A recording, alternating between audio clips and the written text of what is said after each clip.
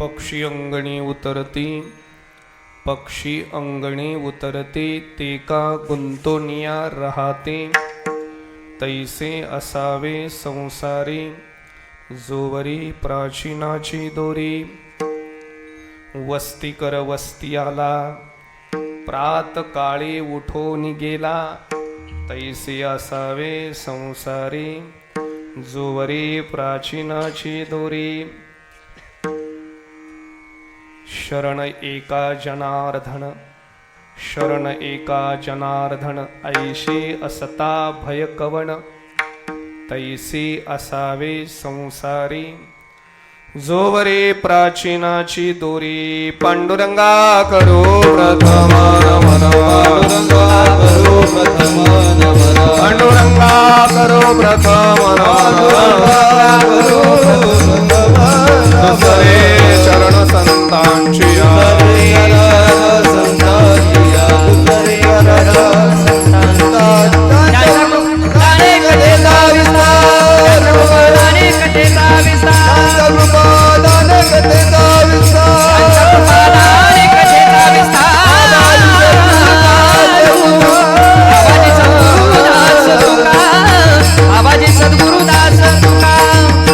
पांडुरंगा करो प्रथम नमन, दुसरे चरण संतांचिया, त्यांच्या कृपादाने कथेचा विस्तारो.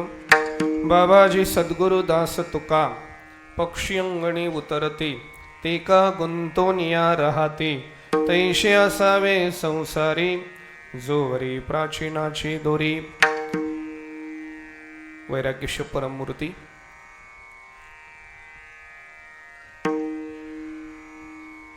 या विश्वाचा एक नाथ, विश्वाचा एक जगन्नाथ आहे. या विश्वाचा एक जगन्नाथ आहे. या विश्वाचा एक जगन्नाथ आहे. त्या जगन्नाथाचा एक नाथ आहे.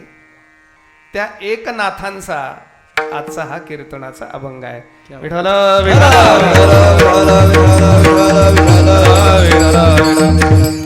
शांती ब्रह्म पैठण निवासी नाथ महाराजांचा सर्वांच्या परिचयाचा अतिशय उत्कृष्ट गोड असा अभंग आहे.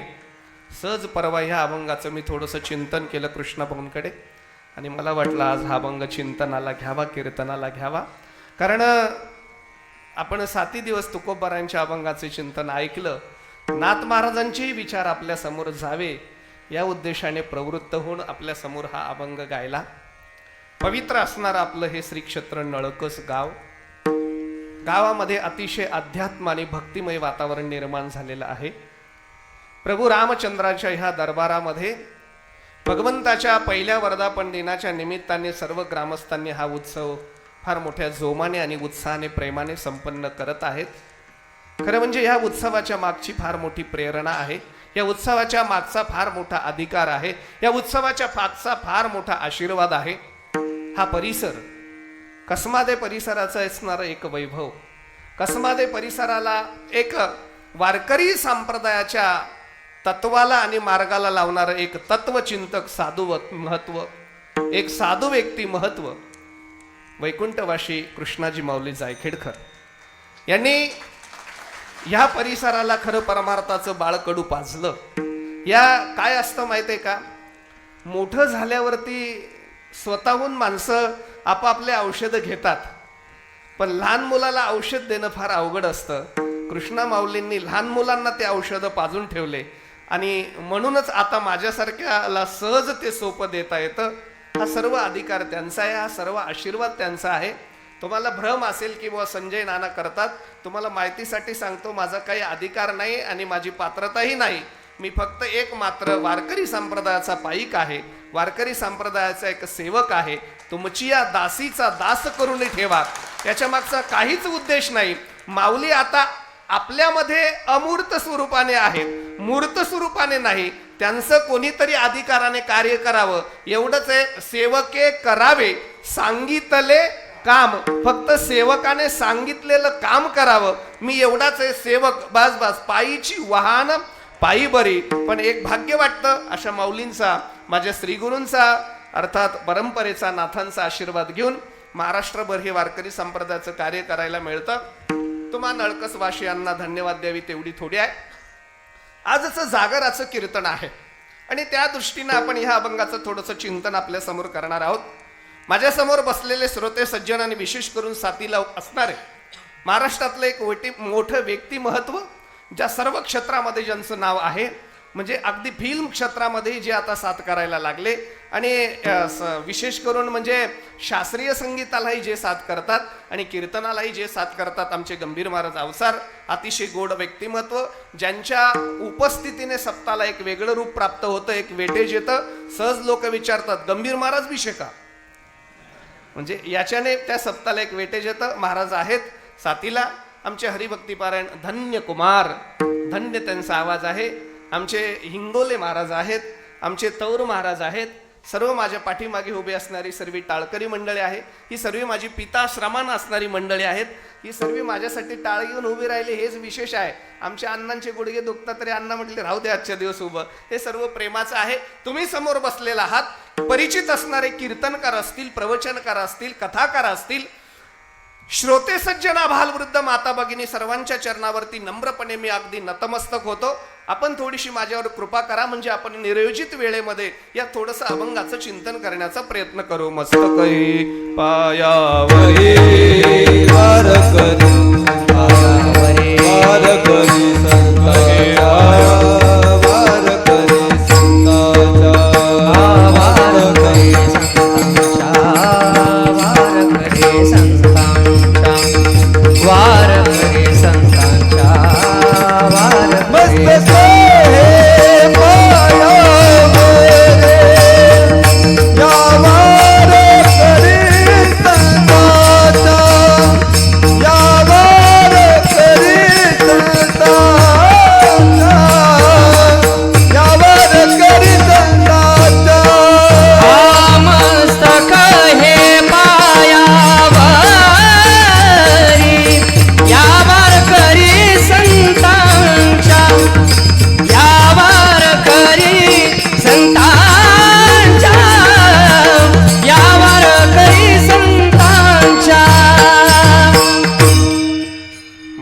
हे पायावरी या वारकरी संतांच्या, पक्षी अंगणी उतरते ते का गुंतोनिया राहते, तैसे असावे संसारी जोवरी प्राचीनाची दोरी. नाथ महाराज या अभंगामध्ये तुम्हाला आम्हाला उपदेश करतात, मार्गदर्शन करतात. मी तुम्हाला तुमच्याशी संवाद करण्याच्या आधी एक गोष्ट असे विचारू इच्छितो. 7 दिवस आपण खूप महाराष्ट्रातल्या मोठ्या मोठ्या वक्त्यांचे श्रवण केलं. या वारकरी संप्रदायाची ही एक खासियत आहे की तुम्ही 100 कीर्तन ऐकले तरी प्रत्येक कीर्तनामधून, कीर्तनकारातून एक वेगळी छटा आपल्याला दिसते. प्रत्येक कीर्तनकारामध्ये एक वेगळं आणि वेगळं नाविन्य बघायला मिळतं. कोणाचा काय विषय असेल, कोणाचा काय विषय असतो, पण प्रत्येक विषय मानवी जीवनाचं कृतकल्याण साधणारा असतो, हे विशेष आहे. वेगवेगळे भाव आपण 7 दिवस ऐकले. धर्माचा विचार ऐकला असेल, संतपर ऐकलं, विनोद नुसते ऐकले, वेगवेगळे भाव ऐकले.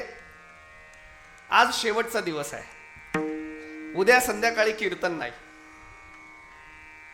घड्याळामध्ये 10ला 5 मिनिटं कमी आहेत आणि 11ला 5 मिनिटं कमी असताना कन्फर्म मी तुम्हाला सोडणार आहे. शेवटच्या 5 मिनिटात आज बैरवी होणार आहे आणि ती बैरवी माझ्या टाळकऱ्यांमधून कोणीतरी म्हणणार आहे. मग आपल्याला, तुम्हाला वेळ आहे 1 तासाचा. 1 तासभर फक्त आपल्याला चिंतन करायचं आहे. मी तुमची अशी परमिशन घेतो, तासभर तुमचं मनोरंजन करू का थोडंसं या अभंगाचं चिंतन करू? तुम्हाला काय, तुम्ही म्हणाल तसं, म्हणजे माझं काही म्हणणं नाही. म्हणजे मनोरंजन केलं तरी उद्या जे मिळायचं तेच मिळणार आहे, चिंतन केलं तरी उद्या जे मिळायचं तेच मिळणार आहे, त्याच्यात काही बदल होणार नाही. म्हणजे तो विनोद म्हणून सांगतो बरं का, हे गाव माझं आहे आणि त्या अपेक्षेने हा सप्ताही नाही, विनोद म्हणून सांगतो. आपण विनोद 7 दिवस ऐकले असतील, काय हरकत आहे? अभंगाचा भाव काय असतो, अभंगाला एक कशी दिशा असते, अभंगाचा कसं, काय हरकत आहे विचार केला तर? थोडासा त्रास होईल, डोळे ताणावे लागतील, चालेल ना? करायचं ना आपण थोडंसं चिंतन. म्हणजे खरं तर मला येत नाही, तुमची मानसिकता झाली तर तुम्ही कृपा केली तर सहज बोलता येईल म्हणून तुम्हाला विचारतो, बाकी काही नाही. कारण प्रभू तुम्ही महेशाच्या मूर्ती, ज्ञानोबराय म्हणतात तुम्ही श्रोते महेश मूर्ती आहात, मी दुबळा अर्चित असे, मी दुबळा आहे म्हणून माझी अर्चना आहे. असं आपण सर्वे प्रसन्न असाल, थोडंसं चिंतनाकडे लक्ष द्याल, या दृष्टीने आपण या अभंगाचा विचार मांडूया. विठाला विठाला विठाला विठाला, टाळी वाजवत जा, भजन करत जा. विठाला विठाला विठाला विठाला. एकाग्र व्हा, कोणी विचलित होऊ नका. लक्ष लिंक जर लागली, काय असतं, मालिका जर एखादी दिवशी बघितली नाही गेली तर कळत नाही. एक लिंक कीर्तनाची लावून घेतली तर आपल्यालाच वाटतं आता पुढे काय होईल. असं या अभंगामध्ये अगदी सोपा अभंग आहे. बहुतेक वेळा ह्या अभंग शाळेमध्ये सुद्धा पाठाला मागे होता वाटतं. पक्षी अंगणी उतरती ते का गुंतवण्या राती होता. या अभंगाचा भाव बघितला तर पहिल्या चरणामध्ये नाथ महाराजांनी एक दृष्टांत सांगितला, दुसऱ्या चरणामध्ये नाथ महाराजांनी एक सिद्धांत सांगितला, तिसऱ्या चरणामध्ये नाथ महाराजांनी पुन्हा एक दृष्टांत सांगितला, आणि चौथ्या चरणामध्ये नाथ महाराजांनी ह्या अभंगाची फलश्रुती सांगितली. एक दृष्टांत, दुसरा सिद्धांत, पुन्हा हा दृष्टांत, आणि मग त्याची फलश्रुती. या अभंगामध्ये वेगळं काही सांगितलेलं नाही, तुम्हाला आम्हाला एक प्रपंचाचं योग्य मार्गदर्शन केलेलं आहे. एक वाक्य बोलतो, नीट ऐका. या जगामध्ये बहुतेक माणसं परमार्थाचं मार्गदर्शन करतात, प्रपंचाचं मार्गदर्शन कोणी करत नाही. या जगामध्ये परमार्थाचं मार्गदर्शन करणारे फार लोक आहेत, प्रपंचाचं मार्गदर्शन कोणी करत नाही. अजून उलट बोलतो, प्रपंच करणारे फार आहेत, परमार्थ कोणी करत नाही. विठ्ठल विठ्ठल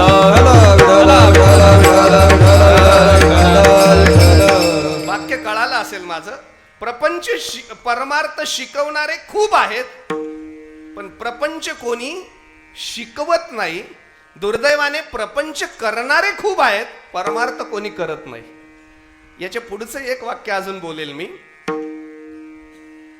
बहुतेक असेच माणसं परमार्थ शिकवतात जे पारमार्थिक नसतात. विठ्ठल विठ्ठल फार वेळा असंच बघायला मिळतं, जे अजिबात पारमार्थिक नसतात तेच परमार्थ शिकवतात. पण आमचं दुर्दैव, आम्हाला प्रपंचाचं मार्गदर्शन कोणीच करत नाही.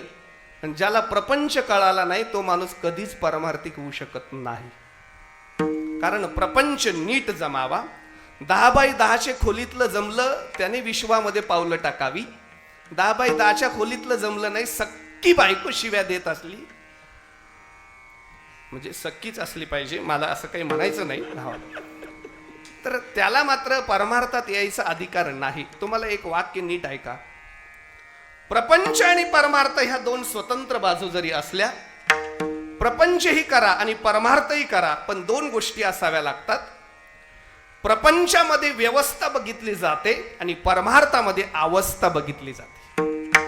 प्रपंचामध्ये काय बघितली जाते? व्यवस्था. आणि परमार्थात काय बघितली जाते? अवस्था. कोणाच्या लग्नामध्ये गेल्यानंतर काय जेवायला दिलं आणि बसायला गादी दिली की नाही ही व्यवस्था बघितली जाते, पण सप्तामध्ये आल्यावर काय जेवायला दिलं हे बघितलं जात नाही, कीर्तनकार कसा बोलवला हे बघितलं जातं. परमार्थामध्ये अवस्थेची गरज आहे, प्रपंचामध्ये व्यवस्थेची गरज आहे. पुन्हा एक वाक्य नीट ऐका. खुशाल परमार्थ करा आणि खुशाल प्रपंच करा, पण एक गोष्ट नक्की लक्षात ठेवा, परमार्थ आणि प्रपंच करत असताना प्रपंचामध्ये तुम्ही परिस्थिती चांगली ठेवा म्हणजे प्रपंचाची मजा मिळेल, आणि परमार्थामध्ये मनस्थिती चांगली ठेवा म्हणजे परमार्थाचा आनंद मिळेल. विठ्ठल विठ्ठल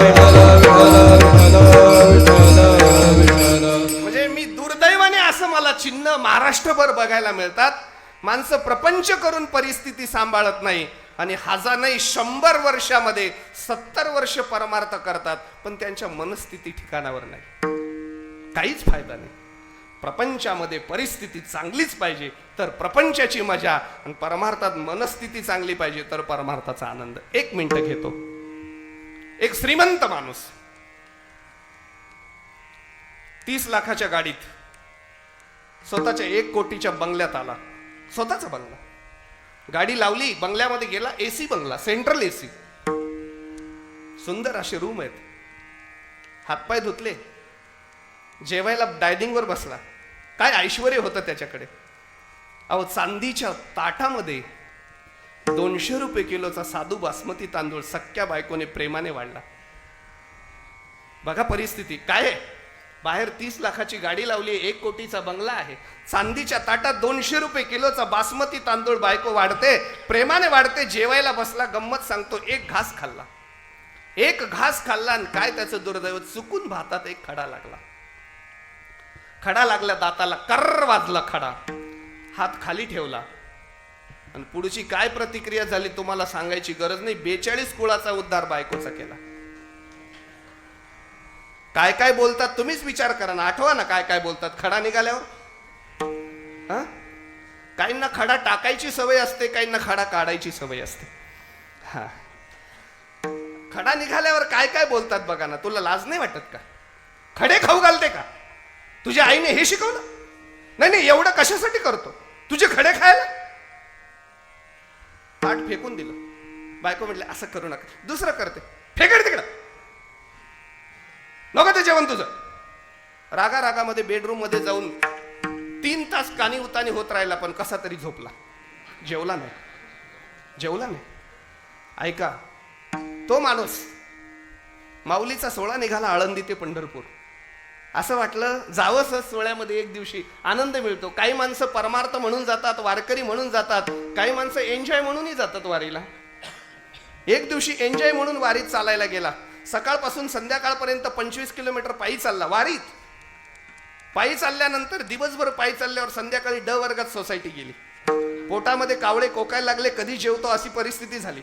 हरिपाठ झाला आणि पंक्ती बसल्या जेवायला. पंक्ती म्हणजे दारात होत्या का, गल्लीमध्ये पंक्ती बसल्या महाराज वारीतल्या.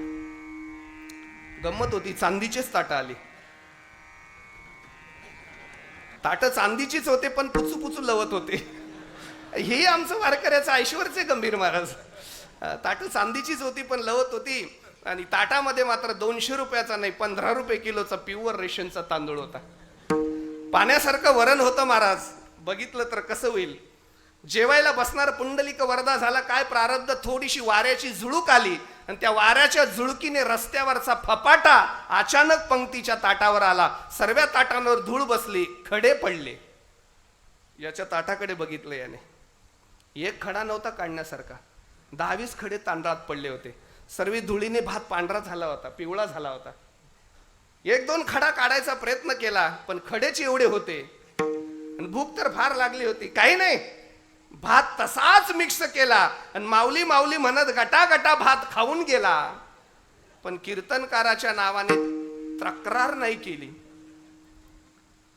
आता नीट ऐका, घरी 1 खडा सहन झाला नाही आणि माऊलीच्या सोहळ्यात 10-20 खडे खाऊन गेला, तरी तक्रार केली नाही. याचं एकमेव कारण, घरी त्याची परिस्थिती चांगली होती आणि माऊलीच्या सोहळ्यात त्याची मनस्थिती चांगली होती. विठ्ठल विठ्ठल विठ्ठल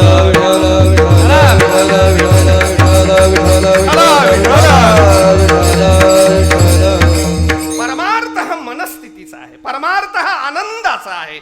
म्हणून परमार्थाचं मार्गदर्शन करत असताना आम्ही लोक परमार्थ प्रपंच सोडून नाही करू शकत. आम्ही प्रपंचात राहूनच परमार्थ करणारी माणसं आहोत. म्हणून नाथ महाराज आपल्याला प्रपंचात ठेवून परमार्थाचं मार्गदर्शन आजच्या अभंगात करतात. परमार्थात ठेवून आपल्याला मार्गदर्शन करतात.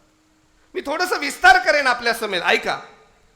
काही माणसं नुसता प्रपंच करतात, काही माणसं नुसता परमार्थ करतात, काही माणसं प्रपंच आणि परमार्थ दोन्ही करतात, पण वेळ आली तर प्रपंचाच्या बाजूने झुकतात. आणि काही माणसं परमार्थ आणि प्रपंच दोन्ही करतात, पण वेळ आली तर परमार्थाच्याच बाजूने झुकतात. विकल्प 4 सांगितले. एक माणूस नुसता प्रपंच करतो, एक वर्ग नुसता परमार्थ करतो, एक वर्ग प्रपंच परमार्थ दोन्ही करतो पण प्रपंचाकडे झुकतो, एक वर्ग प्रपंच आणि परमार्थ दोन्ही करतो पण परमार्थाकडे झुकतो. एक वर्ग नुसता प्रपंच करतो, सायास करीशी प्रपंच दिननिशी, रात्रंदिवस प्रपंचासाठी राब राब राबतो, सायास करतो. वेळ कमी आहे, आपण पुढे जाऊ, प्रस्तावना जास्त करायची नाही. दुसरा जो वर्ग आहे तो नुसता परमार्थ करतो, तो प्रपंच अजिबात करत नाही, ज्याला आपण जीवनमुक्त म्हणू. त्याच्या दृष्टीने प्रपंचच नाही, त्याच्या दृष्टीने प्रपंच नाही. न झाला प्रपंच आहे परब्रह्म, अहम सोहम ब्रह्म आकळले. त्याच्या दृष्टीने अहम ब्रह्म आहे, त्याच्या दृष्टीने सोहम ब्रह्म आहे. जीवनमुक्त म्हणतो मी. अहम वाग्या सोहम वाग्या प्रेम नगर वारी, अहम वाग्या सोम वाग्या प्रेम नगरवारी, अहम वाग्या सोहम वाग्या प्रेम नगर वारी, अहम वाग्या सोम वाग्या प्रेम नगरवारी.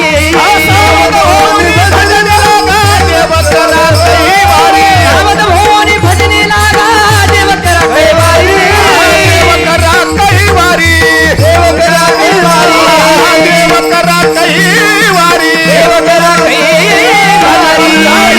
मल्हारीची वारी, माझ्या मल्हारी, मल्हारीची वारी. मल्हारीची मल्हारीची वारी, माझ्या मल्हारीची मल्हारीची वारी. मल्हारी, मल्हारीची वारी, माझ्या मल्हारी, मल्हारीची वारी. मल्हारी मल्हारीची वारी, माझ्या मल्हारी मल्हारीची वारी.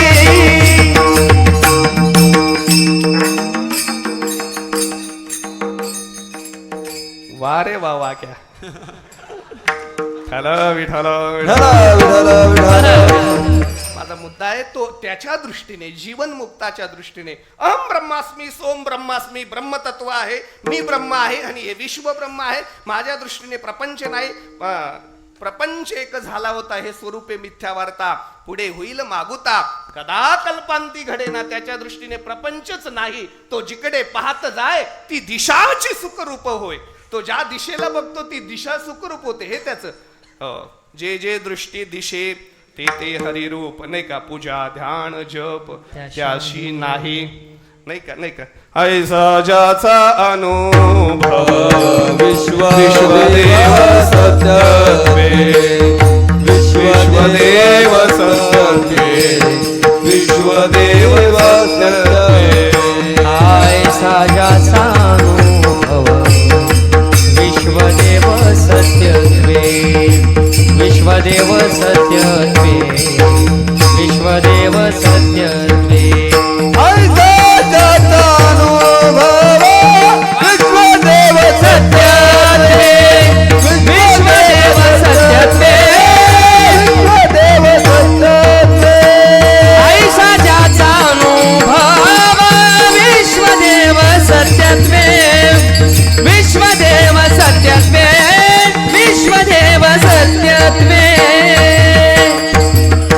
ऐसा ज्याचा अनुभव विश्वदेव सत्यत्वे, देवतया जवळी असे, नाही का. हे त्याचा अनुभव आहे, म्हणजे तो नुसता परमार्थ करतो. लिंक आता समजा बरं का, आपल्याला लागलाय प्रवास.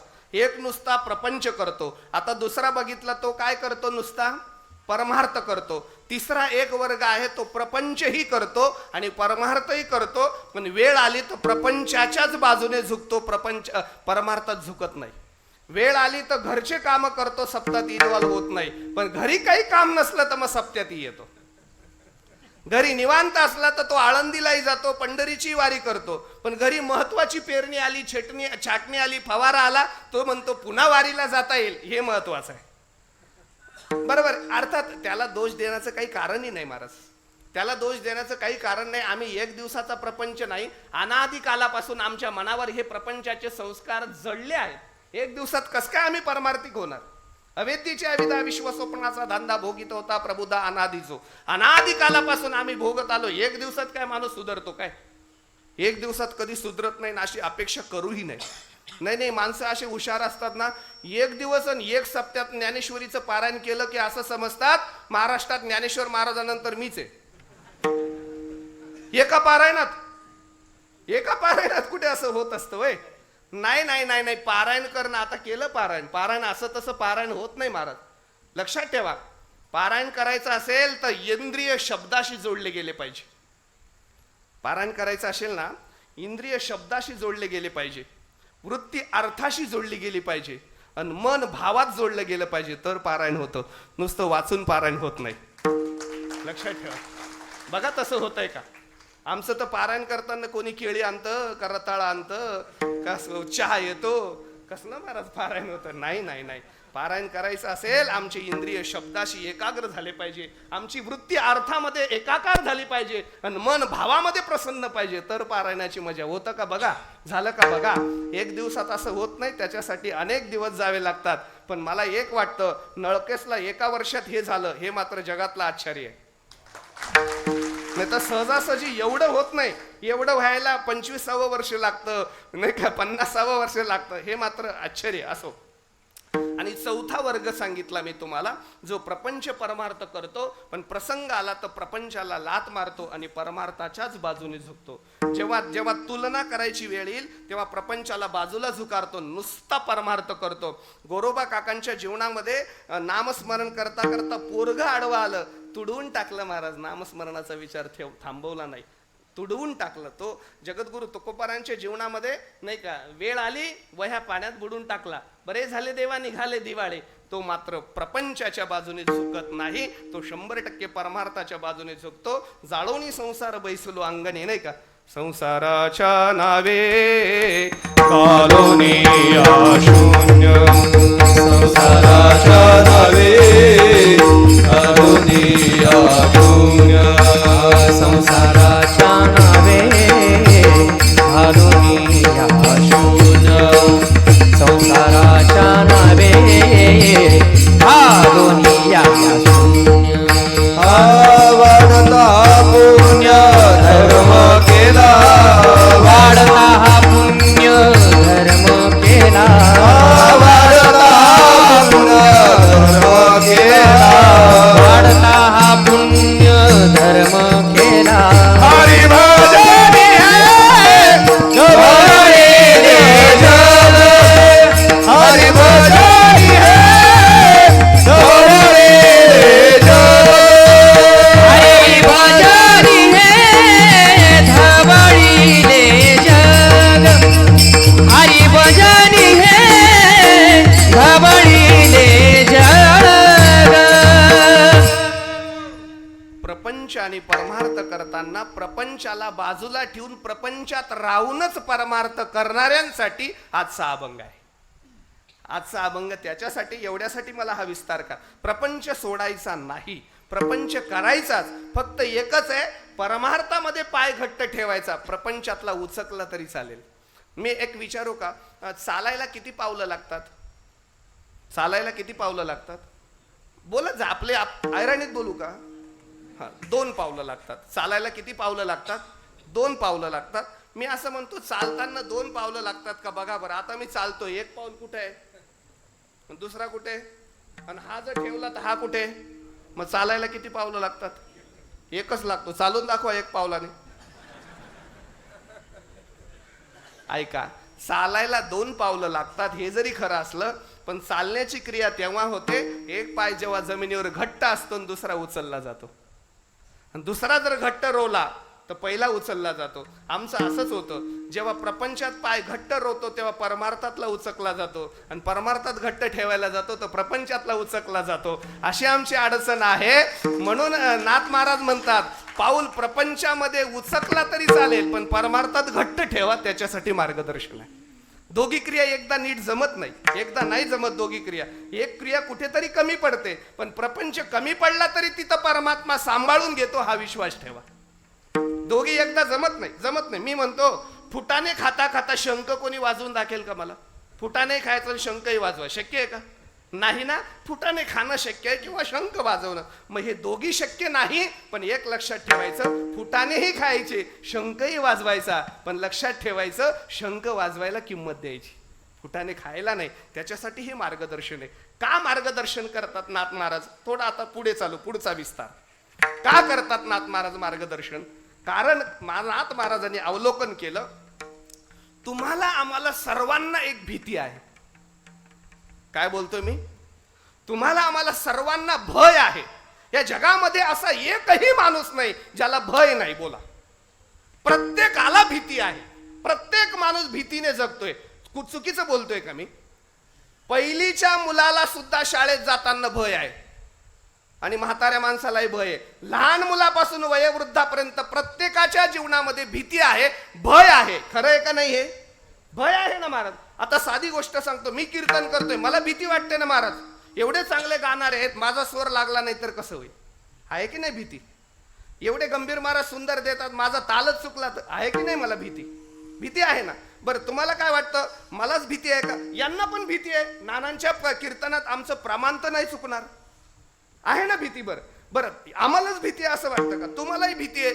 बोलण्याच्या नादात आमचा डोळा तर नाही लागणार? आहेच ना भीती. आता नाही का, मी जर झोपूनच गेलो तर कसं होईल? म्हणजे भीती आहेच की नाही? मला लक्षात घ्या, मला काय म्हणायचंय, या जगामध्ये प्रत्येक माणसाच्या ठिकाणी भीती आहे, प्रत्येक माणसाच्या ठिकाणी भय आहे. प्रत्येक माणूस भयाने जगतो आहे. मग भय वेगळे वेगळे असतील, पण भय आहे एवढं नक्की. निर्भय या जगामध्ये कोणी नाही. फक्त एक कारण सांगतो तुम्हाला याच्यातलं सूक्ष्मता. काही भयाची जाणीव नसते आणि काही भयाची जाणीव असते. ज्याची जाणीव नसते त्याची भीती जास्त असते, ज्याची जाणीव असते त्याची भीती कमी असते. विठ्ठल विठ्ठल.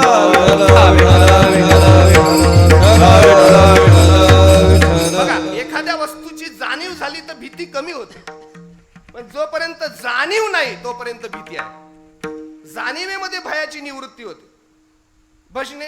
भजन केलं एका गावामध्ये, बारशाचं भजन होतं. 12 वाजता भजन संपलं, चिवडा बिवडा खाल्ला, पेढे बिडे खाल्ले, टाळ खांद्यावर टाकले, पकवाज गाठवलं, निघाले. भजन होतं मळ्यात, यायचं होतं गावात. आता येता येता भजने गप्पा मारता मारता मारता एका नाल्यातून चालले होते. आणि एका भजनाने विषय काढला. म्हटले, बरं रे, या नाल्यामध्ये ना बऱ्याच वेळा आढळतं म्हणे. खरंच ना, लई लोकांना आढळलं. एक म्हणले, आढळत नाही, ते बिडी मागतं म्हणे, बिडी. बेकार आहे म्हणले, आपल्याकडे तर बिडी. असा विषय निघाला. ते विषय रंगता रंगता 4 पावलं पुढे गेले आणि एकदम लटलट हालायला लागले. घामा ते बघा म्हणून ते खरंच मारलं. असलं 10-11 फुटाचं असं उभं होतं, असं उभं होतं. भजने महाराज तुम्हाला सांगतो, घामाघूम नाही झाले, त्यांची धोतरही पिवळी झाली. परिस्थिती तशी होती. महाराज घाबरले भयानक, लटलट हालायला लागले. कोणी पुढे जायची हिंमत करत नाही. आता काय करायचं, काय करायचं म्हणे. आता सर्व ते पण हालायला तयार नाही. बरं मागे पळावं, तर हे मागे आलं तर काय करायचं? तसेच तसे बरं का उभे. हळूहळू पावलांनी. महाराज श्वास कोणी घेत नाही. नाही म्हटलं, चांगल्या चांगल्यांना आढळले. एक म्हणले, इथं 4-5 जीव गेले. अहो काही विचारूच नका महाराज. तसंच 12 वाजेपासून 4 वाजेपर्यंत उभे राहिले. पळताही सोय नाही, जाता तेही तसंच उभं राहिले. शेवटी 4-4:30 झाले. पूर्व दिशेच्या राऊळी थोडस सूर्योदय झाला. असं तांबडं फुटायची वेळ आली. असं झांजूर मुंजूर दिसायला लागलं.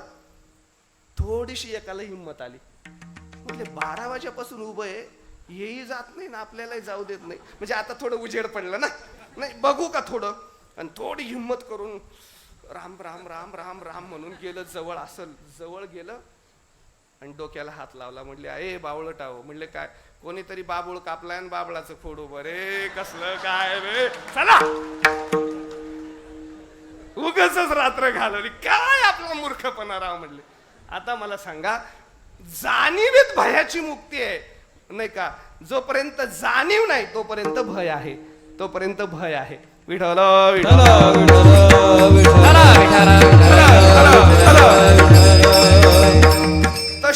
तसं बघा तुम्ही. कृष्ण, मी उद्या सांगणार आहे, काला माझाच असल्यामुळे. कृष्ण गोकुळामध्ये जन्माला आल्यानंतर कंसाला भीती आहे. का भीती आहे? कृष्ण गोकुळी जन्माला दृष्टाचळ काप सुटला. का सुटला? कारण कंसाला माहिती नाही नेमका कृष्ण कुठे आहे, नेमका कृष्ण कोण आहे. भीती, जाणीव असली की भीती कमी. जाणीव, अहो मला सांग, घरी गेला, बायको म्हटली साप निघाला हो घरी. तू म्हणले, कुठे गेला? अहो तेच तर कळालं नाही नेमका कोणत्या खोलीत शिरला. महाराज कोणत्या खोलीत शिरला हे कळालं नाही म्हटल्यावर सोफा सेटावर बसता नाही, तंगड्यावरून बसतो. का? त्याची जाणीव नाही. ऐका, तशी भयाची आपल्याला जाणीव नाही, म्हणून भयाची भीती आहे. मला एक सांगा, कशाची भयाची भीती आहे? हे जे सुरुवातीचे साधारण भय हे निवृत्त होऊ शकतात. आता नीट ऐका, अजून पुढे, आता एक पाऊल आपण पुढे जातोय.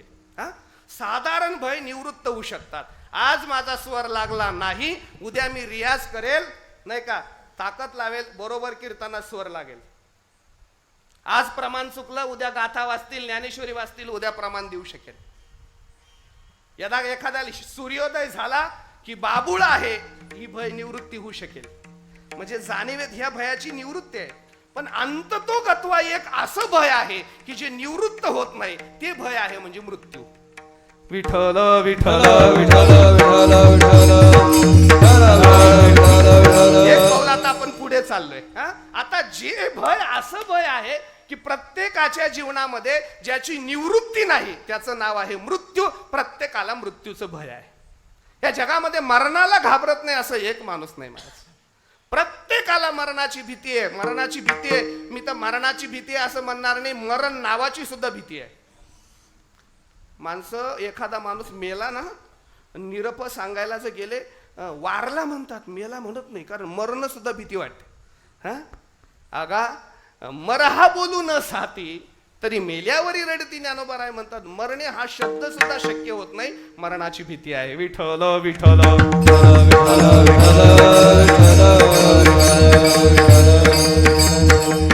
गीतेमध्ये भगवंताने सांगितलं, जातस्य ध्रुवम मृत्युर्ध्रुवम जन्म मृत्युश्च तस्मात् अपरिहार्ते नत्वम शोचतु महरसी. नाही का महाराज, प्रत्येकाला जन्म मरणाची भीती आहे. प्रत्येकाला जन्म मरणाची भीती आहे. खरं म्हणजे जर विचार केला, मरणाला एवढं माणसं घाबरतात ना महाराज, फार घाबरतात. तो मरणाला, मरण किती घाबरतात बघा ना तुम्ही. नाही नाही नाही, मरण आलं तरी मरणाला घाबरतात. एका माणसाला बरं का फाशी झाली, फाशी फाशी मला माहिती नाही, कारण मला झालेली नाही अजून, पण असं ऐकून आहे. ज्याला फाशी देतात म्हणे त्याला शेवटची इच्छा विचारतात. त्या आरोपीला शेवटची इच्छा विचारतात. मग एकाला फाशी देत होते आणि मग त्या आरोपीला शेवटची इच्छा विचारली. कोण आहे? त्या जेलरने. म्हणले, बघा तुम्हाला आता 2 मिनिटांमध्ये आम्ही फाशी देणार आहोत, तुमची काही शेवटची इच्छा असेल तर सांगा, आम्ही पूर्ण करणं कायदा आहे. तो माणूस म्हटले, आता मरायचंच आहे, काय इच्छा, 2च मिनिटात मरण आलं, काय इच्छा, पण जाऊ द्या, आता तुम्ही मला संधी दिली म्हणून सांगतो, काही नका, 1 कप कडक चहा करा गड्या, 1 कप चहा द्या प्यायला, बस चहा पितून भरतो. सेलरने त्याला मस्तपैकी ताजा ताजा एकदम गरम गरम कडक चहा आणला. म्हटले, घ्या चहा प्या एवढा. त्याने 1 घोट चहा पिला आणि कपच फेकून दिला. ते म्हणले, लाजा वाटता का रे तुम्हाला? म्हणले, काय झालं, काय झालं? अरे मला डायबिटीज असताना साखरेचा चहा दिला, बिगर साखरेचा आणा. अरे भल्या माणसा, 2 मिनिटात मरायचंय, काय साखरेचा आणि बिगर साखरेचा करतो? हा, मरायचंच आहे ना आता, तू कशाला? पण मरताना सुद्धा मरणाची भीती आहे. विठ्ठल विठ्ठल विठ्ठल मरताना सुद्धा मरणाची भीती. बरं काय, मरणाची इच्छा असली तरी मरण आल्यावर घाबरतात. एक म्हातारी अशीच वैतागली. म्हातारी अशी, बऱ्याच वेळा म्हातारे माणसं वैतागतातच बरं का. दुर्दैव तिचा असं, तिचा मुलगा आणि सून ऍक्सिडेंट मध्ये मेले होते. तिचं लहान नातू सांभाळायची जबाबदारी तिच्यावर आली. 70 वर्षाची म्हातारी, इकडे तिकडे कामधंदे करायची आणि आपल्या नातूला सांभाळायची. काय तिच्यावर वाईट प्रसंग. तरुण मुलगा आणि सून गेली आणि म्हातारीला नातू सांभाळायची वेळ आली. कुठेतरी कष्ट करायची, भांडे घासायची, कुठे काय करायची. बरं वय झालं, भांडे मी घासायला कोणी लावायचं नाही. शेवटी कुठेतरी जंगलात जायची, काटक्या कुटक्या गोळा करायची, डोक्यावर घ्यायची, गावात आली की ₹1-2 विकायची ना आपला नातू सांभाळायची. खरं वैताग नाही का मला सांगा ना? वैतागली. बरं एक दिवशी काटक्या कुटक्या जंगलात गोळा करत होती आणि संतापच झाला तिचा. लागली यमाला शिव्या द्यायला. म्हटले, ए यमा, तुला आईमरी खाव रे, काडी लागो तुला, माझ्यासाठी कुठे लपला? नाही नाही, माझ्यासाठी एवढा कसा दूर गेला तू? अरे उचल रे आता तरी, नको ना माझा अंत पाहू, ने रे बाबा ने, नको आता हा जीव. अशी म्हातारी विनवत होती. काय तिचं बी भाग्य, तेव्हाच यम वरून जात होता. आणि यमाने तिची विनंती ऐकली. यम म्हटले, स्वतःहून फोन करणारे गिऱ्हाईक कुठे मिळत नाही, आजी स्वतःहून आपल्याला बोलवते, आपण गेलं पाहिजे. यम खाली उतरला. म्हटले, आजी आलो मी, चला. ते आजी म्हटले, कोण आहे तू? म्हटले, यम आहे मी. तुम्ही आता म्हणत होते ना, ए यमा ए यमा, ये मला कुठे लपलास, आलो मी तुला घ्यायला, हो चल. ती म्हटले, तू यम आहेस का? तुला कोण सांगितलं मी तुला बोलवलं घ्यायला? मी एवढ्यासाठी बोलवलं, एवढ्या लाकडांना हात लागन, डोक्यावर चढून दे, एवढंच मी म्हणत होतो. मी काही घ्यायला जात नव्हतो. मरणाची प्रत्येकाला भीती आहे. माझा हा मुद्दा आहे. मरण प्रत्येकाला भीती आहे. आता मी पुढे जाऊन, आता एक पावरी पुढे चला. आता पुढे चला. क्रम कळतोय का तो आपल्याला? प्रपंच करणारा, पुन्हा एकदा टच करून देऊ. प्रपंच करणारा, परमार्थ करणारा, प्रपंच परमार्थ करणारा, परमार्थ प्रपंच करणारा, तो भयमुक्त आहे. प्रत्येकाला भीती आहे. भीती निवृत्त होऊ शकते, पण त्यातल्या त्यात मरणाची भीती आहे. इथपर्यंत आलो. आता मी पुढे जाऊन बोलतो. मरणाची कितीही भीती बाळगली, मरण चुकू शकतं का? मरणाची कितीही भीती बाळगली, मरण चुकणं शक्य आहे का? नाही. मला सांगा, कधी जाईल आणि कधी येईल ही आपल्याला कल्पना आहे का? नाही. आत्ता मी कीर्तन करतोय, वाटतं का तुम्हाला उद्या काल्याचं करेल असं? काय सांगताय तो? तुम्ही सांगा ना, मला सांगा ना. मला तर नाही शाश्वती, तुम्हाला आहे शाश्वती? नाही, काहीच नाही ना. क्षणभंगूर नाही भरवसा, नाही भरवसा, वारे सावध थोडा माया आशा, सावध थोडा माया आशा, नचले मग गळा पडेल फासा, काही नसले मग गळा पडेल फासा. पुढे हुशार थोर आहे ओळ सागा, पुढे हुशार थोर आहे ओळ सागा, पुढे हुशार थोर आहे ओळ सागा, पुढे हुशार थोर आहे ओळ सागा. राम राम स्मराधी, राम राम राम स्मराधी, राम राम आधी राम राम स्मराधी. क्षणभंगूर नाही भरवसा, अरे सावध थोडा माया आशा, पुढे हुशार थोडा आहे ओळ सागा, थोडा आहे ओळ सागा. क्षणभंगूर नाही भरवसा, अरे सावध थोडा माया आशा, काही नसले मग गळा पडेल फासा, पुढे पुढे हुशार हुशार आहे ओळ सागा. क्षणभंगूर नाही भरवसा, एका क्षणाचा सुद्धा भरवसा नाही.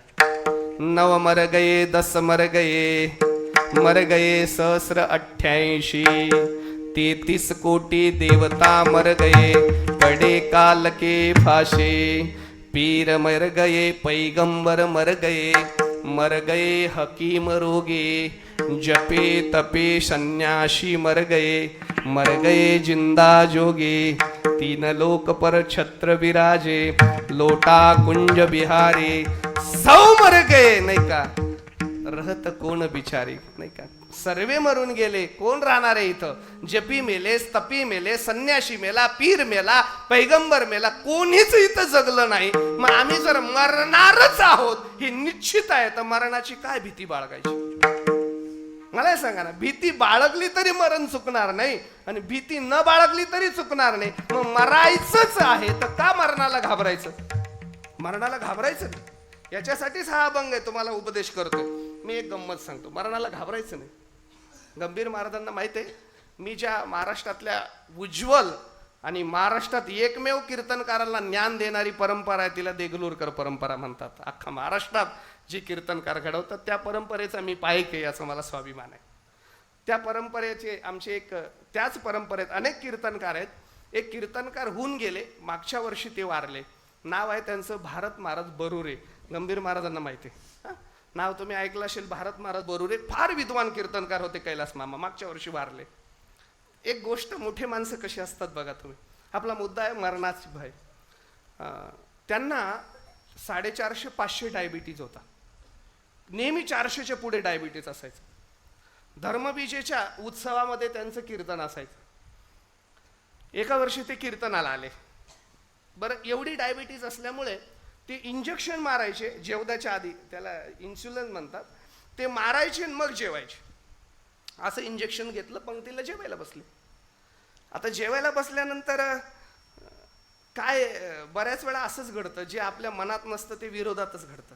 त्या दिवशी नेमकी पंगत गुलाबजामची होती आणि असले गोड गुलाबजाम होते घरचेच. त्या माणसांनी ज्याने पंगत दिली ना, घरचं दूध आटवून खवा करून गावठी तुपात तळलेले असले लोणकळ्या तुपात नंबर एकच गुलाबजाम होते.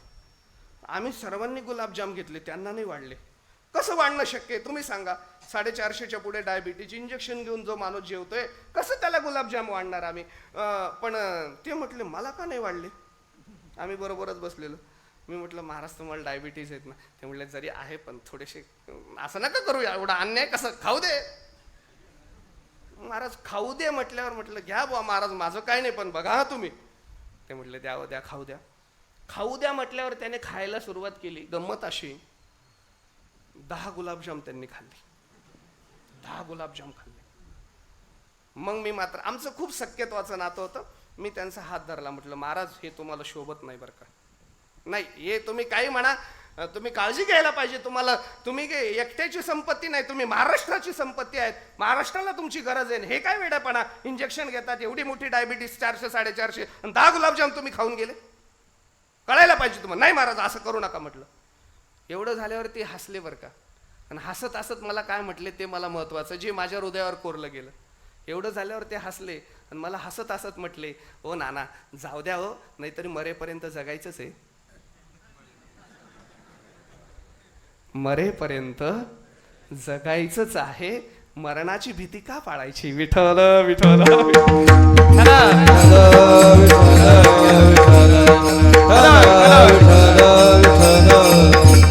मरणाची भीती कोणाला? विद्वानाला नाही. मरणाची भीती आत्मचिंतन करणाऱ्याला नाही. मरणाची भीती शास्त्र अभ्यास करणाऱ्याला नाही. मरणाची भीती तुमच्या आमच्यासारख्या अज्ञानी माणसांना आहे. जे जिज्ञासू आहेत, अभ्यास करतात, शास्त्र माहित आहे आणि ज्यांना मरण कळालं आहे ते मरणाला घाबरत नाही. काही घाबरायचं कारण नाही, कारण त्यांच्या दृष्टीने त्यांना माहिती आहे मरण मी चुकू शकतो. मग आपल्याकडे जर बुद्धी असेल आणि आपल्याकडे ज्ञान असेल म्हणजे नाम असेल तर मरण चुकवतात. बुद्धिवान माणूस मरणाला घाबरत नाही. तुमची गंमत सांगतो, एक भजन करा. बुद्धिमान माणूस मरणाला घाबरत नाही. एक माणूस सप्त्याच्या पंक्तीत जेवत होता. सप्त्याच्या पंक्तीत जेवत होता.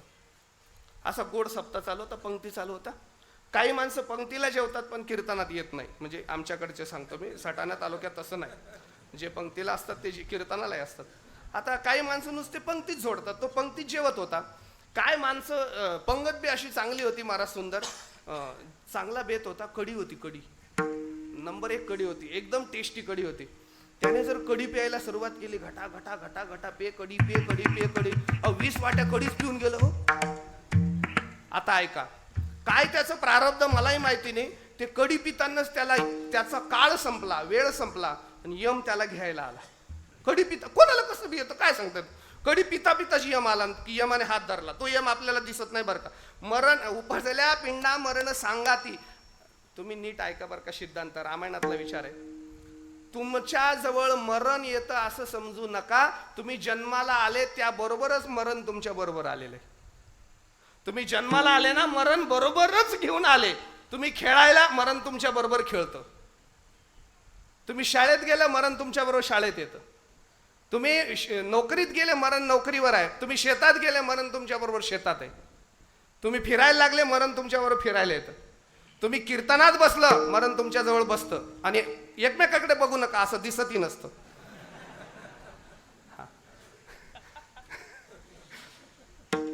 मरण हे बरोबरच आहे. ते कधी फक्त योग्य वेळ आली की ते उचलतं, फक्त एवढंच वाट बघतं. ते काय उचलायचीच वाट बघतं. ते फक्त त्या कढी पिणाऱ्याचं आलं, त्याला म्हटलं चल थांब थांब थांब चल.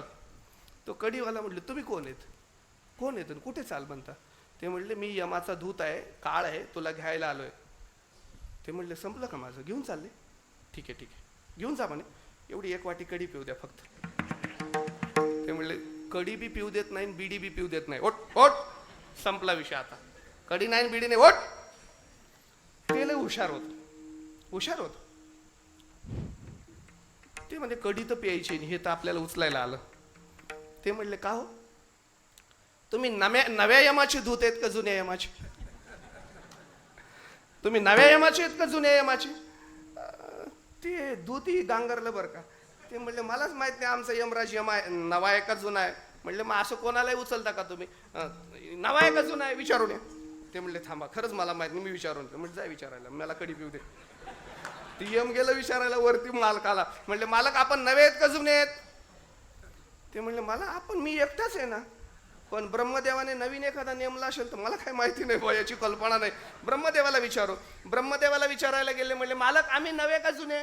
ब्रह्मदेव म्हणले असलं कशा विचारता, पण ते खातं भगवान शंकराकडे आहे ना, त्याच्यामुळे त्यांनी नवीन नेमला असेल, मलाही माहिती नाही. भगवान शंकराकडे गेले, आम्ही नवे का जुने. ते म्हणले माझे तुम्ही एवढं चांगलं खातं सांभाळतात, तुमच्याकडून कशाला लाल दिवा काढून घेऊ. दुसरा बदलायचं काही कारणच नाही ना, मला चांगलं चाललंय ना तुमचं. पण काय भगवान विष्णू आमचा बॉस आहे, तो दिल्लीत बसलाय, त्याच्या मनात आलं तर नवीन कोणी नेमू शकतो तो, त्याला विचारावं लागेल बाबा. भगवान विष्णूला विचारायला गेले आम्ही नवे का जुने. भगवान विष्णू म्हणले ते डिपार्टमेंट तुमच्याकडे, मी कोणाच्या खात्यात डवळाडवळ करत नाही, मला माहिती मी काही नेमलेलं नाही. पण तुम्ही का विचारतात. म्हणले ब्रह्मदेव विचारतो. ब्रह्मदेव म्हणले हा यम विचारतो. म्हणले दूत विचारतो. तो म्हणले मी सटाणा तालुक्यात गेलो तर एकाला उचलायला ते मला विचारत होत. ते म्हणले असले हुशार आहेत काय. हुशारच आहेत बागलान म्हणजे. नाही म्हणले चला खाली चला. खाली चला. तिघं देव यमराज आणि ते यमदूत खाली आले. हे पुन्हा 10 वाट्या कडी पिऊन गेलो होतो तोपर्यंत. म्हणले जाऊ दे आजच्या दिवस घ्या गड्या करून. हा खाऊन पिऊन घ्या. बरेच लोक असेच म्हणतात, खाऊन पिऊन घ्या, खाऊन पिऊन घ्या. मला असे बरेच लोक म्हणतात महाराज त्याचं अजून माळ टाकायचं वय नाही, त्याला खाऊ पिऊ द्या. म्हणजे माळ टाकायचं वय काही कधी येणार आहे. आणि याचा भरोसा आहे का, कधी कधी भरोसा आहे का. ऐका, त्याला विचारलं तू असं का म्हटलं रे नवा का जुना. तो म्हटला का नाही, सहज म्हटलो मला कडी प्यायची होती म्हणून, मला काय. बाकीचे संतापले. म्हणले याला नरकाला टाका, वरती घ्या, याला झोडा चांगलं, याला सोडू नका. एवढा आपल्याला त्रास दिला. ते इतकं हुशार होतं, कारण ते नळकेच्या सप्त्यात रोज कीर्तन ऐकायला यायचं. ते इतकं हुशार होतं. ते म्हटले थांबा थांबा, नरकाला कसं काय घेऊन जाल मला तुम्ही. मी 7 दिवस नरकासला कीर्तन ऐकलेत, आणि कीर्तनकाराने असं सांगितले मरताक्षणी देवाचं नाव जरी मुखात आलं तर त्याला वैकुंठ मिळतं. मग नाव जरी मुखात आलं तरी वैकुंठ मिळतं. मला उचलताना तिघी देव माझ्या समोर आले, मी नरकात कसं काय जाईल. नाही मी कुठेही जाईल, पण देवाला बट्टा लागेल. बघा तुम्ही तुमचं बघा, माझं काय नाही. लोक नाव तुम्हाला ठेवतील, मला तर नरक काय आणि वैकुंठ काय. देव म्हटले नको गाड्या, याला वैकुंठाला घे, उगाच आपल्या नावाला खोटं होईल, मरण चुकवता येतं. हा माझा मुद्दा आहे. विठ्ठल विठ्ठल का म्हणे का मरणेची सरे उत्तमची उरे मिरती. आता पुन्हा एक पाऊल आपण पुढे चाललो. क्रम कळतोय का. मरण चुकवता येतं. आता अजून एक पाऊल पुढे चाललो आपण. मरणाची ती आता कोणाला नाही, विद्वानाला नाही, अभ्यासूला नाही, शास्त्र अभ्यासणाऱ्याला नाही, परमार्थ करणाऱ्याला मरणाची भीती नाही. मग याच्या पुढे अंततोगत्वा भीती कशाची आहे, तर याचं चिंतन करायचंय मला की अंततोगत्वा विद्वानाला, चांगल्या जिज्ञासूला मरणाची भीती नाही, त्याला जन्म मरणाच्या संसरणाची भीती आहे.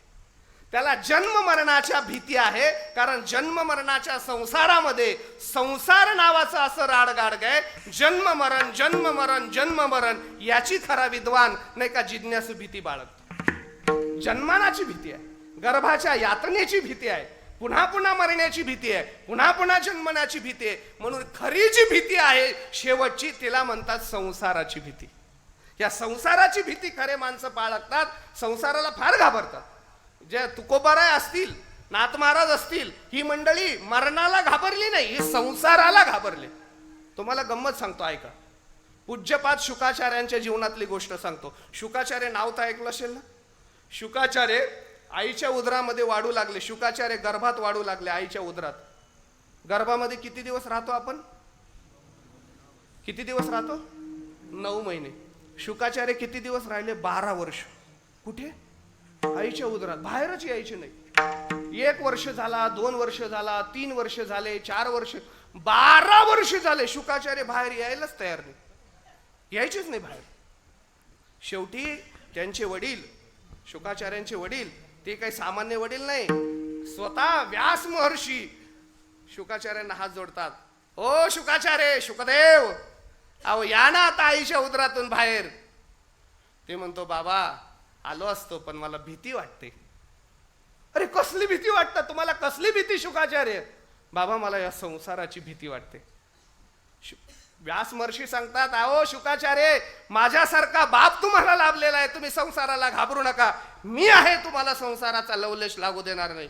शुकाचार्य म्हणले, मला शिकू नका बाबा, तुम्हाला संसार सुटला नाही तर मला काय शिकवता तुम्ही? तुम्हाला सुटला असता तर मला 12 वर्ष आतमध्ये राहायची वेळच आली नसती.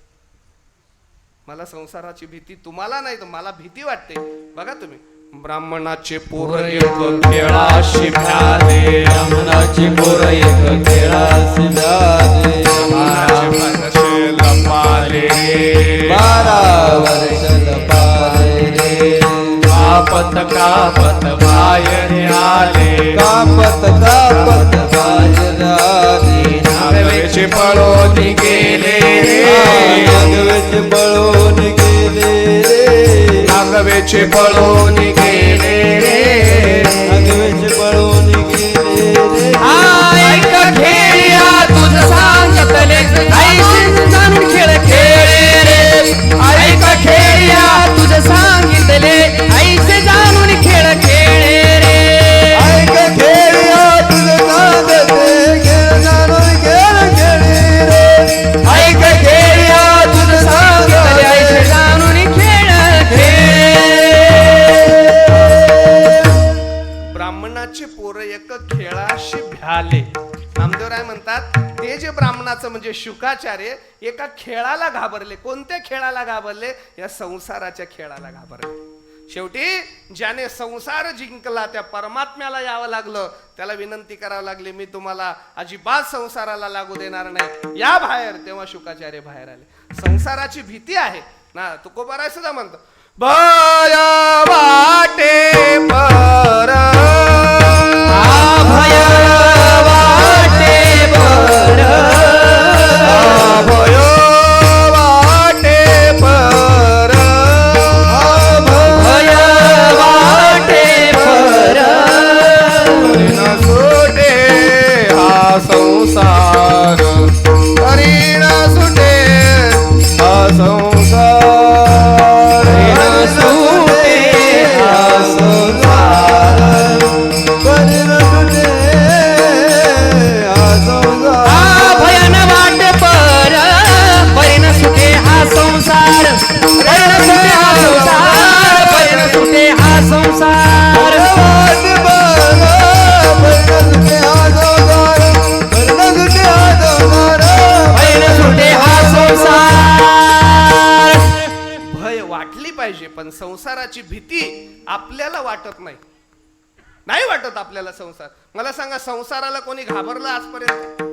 संसाराला जो घाबरतो तो विद्वान असतो, संसाराला घाबरतो तो साधू असतो, संसाराला घाबरतो तो संत असतो. आम्ही संसाराला घाबरत नाही. त्याचं कारण असं आहे ना, आमचा आणि त्याचा लय परिचय जुना आहे.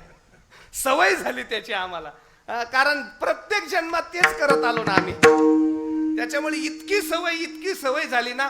आणि एखाद्या माणसाची खूप सवय झाली की तो किती वाईट असला किंवा किती चांगला असला तर त्याची परिचयात अवज्ञा होते.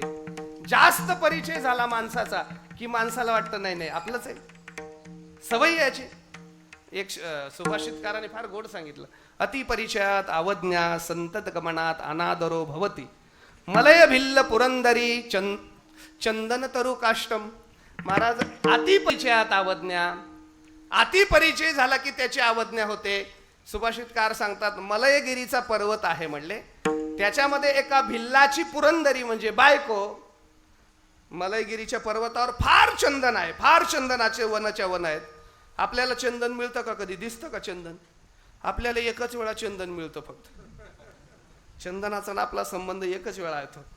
त्या मलयगिरीच्या पर्वतावरच्या पुरंदरीला म्हणजे बिल्लाच्या बायकोला एवढा चंदनाचा सहवास आहे नाही का. इंधन कुरुती, ती काय करते? शेकोटी चंदनाची करते. कशामुळे? अतिपरिचयात अवज्ञा. जास्त परिचय झाला की तिला त्याची किंमत कळत नाही, नाही का. लोके प्रयागवासे कुपे स्नानम समाचारे. इथून लोक काशीला आंघोळीला जातात, काशीचे लोक विहिरीवरच करतात. अतिपरिचयात अवज्ञा. जास्त परिचय झाला की माणसाला आपलंच वाटतं आणि अवज्ञा होते. तसे आपण संसाराची अवज्ञा करतो.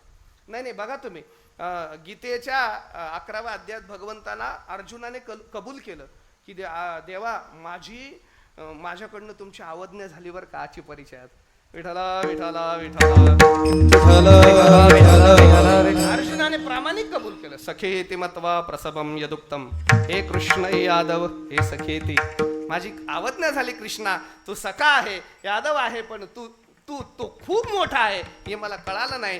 तशी संसाराची आपण आवज्ञा करतो, संसाराचा परिचय करून घेतो, पण एक वाक्य लक्षात ठेवा, या संसाराला घाबरलंच पाहिजे.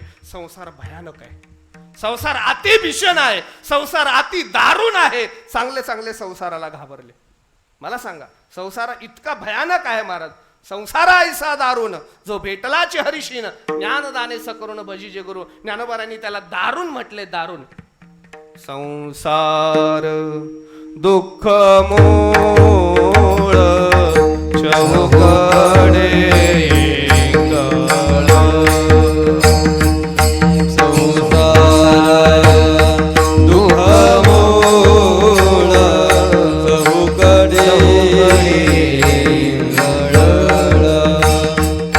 विश्रांती नाही कोठे दिवस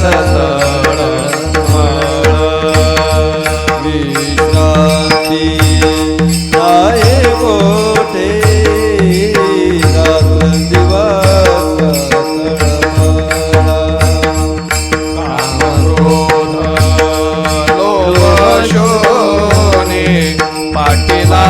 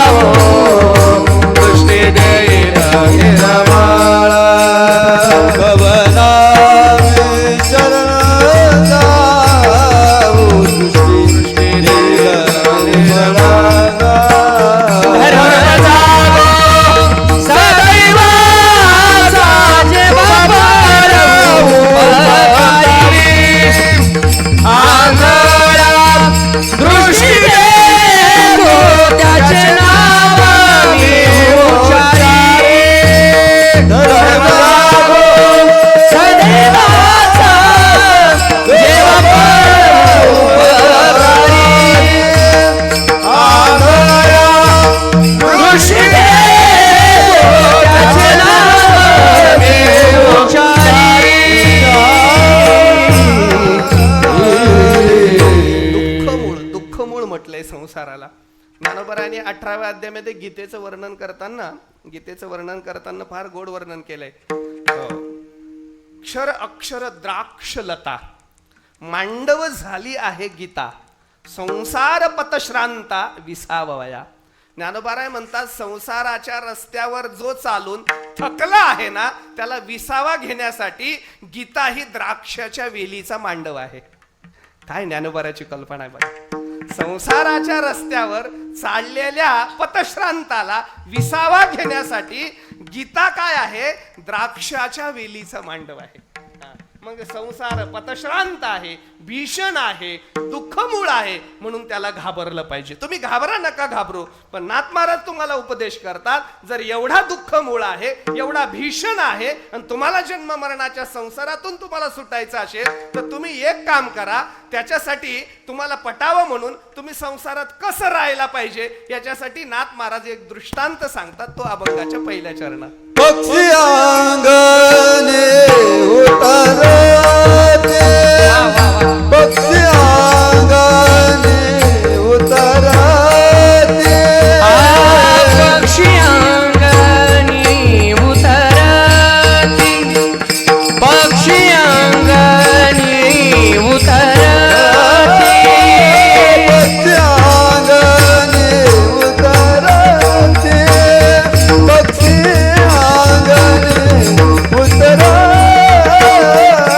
पक्षी अंगणी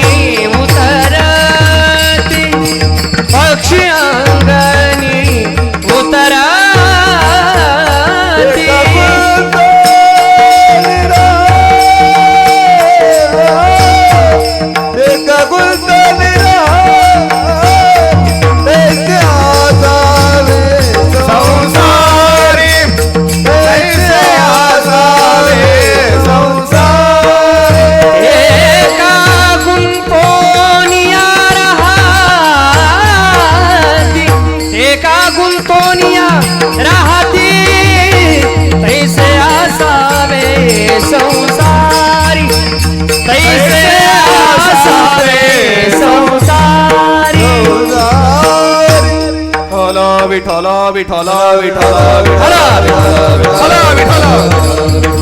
एवढा संसाराचा विस्तार आपण केला. त्या भीषण संसाराला घाबरायचं काहीच कारण नाही. मग घाबरायचं नसेल आणि संसारात चांगलं राहायचं असेल तर तुम्ही एक काम करा, पक्षासारखं राहा असं नाथ महाराज सांगतात. पक्षी अंगणी उतरती ते का गुंतवणीय राहती. बघा तुम्ही, जेव्हा भाद्रपद महिन्याचं ऊन असतं, बरोबर आहे ना, भाद्रपदाचं ऊन असतं, तेव्हा घरातल्या महिला वर्ग घरातले काही जुनं धान्य वाळत टाकतात बाहेर अंगणात. टाकतात का? हा, त्याला वाळवी लागू नये म्हणून.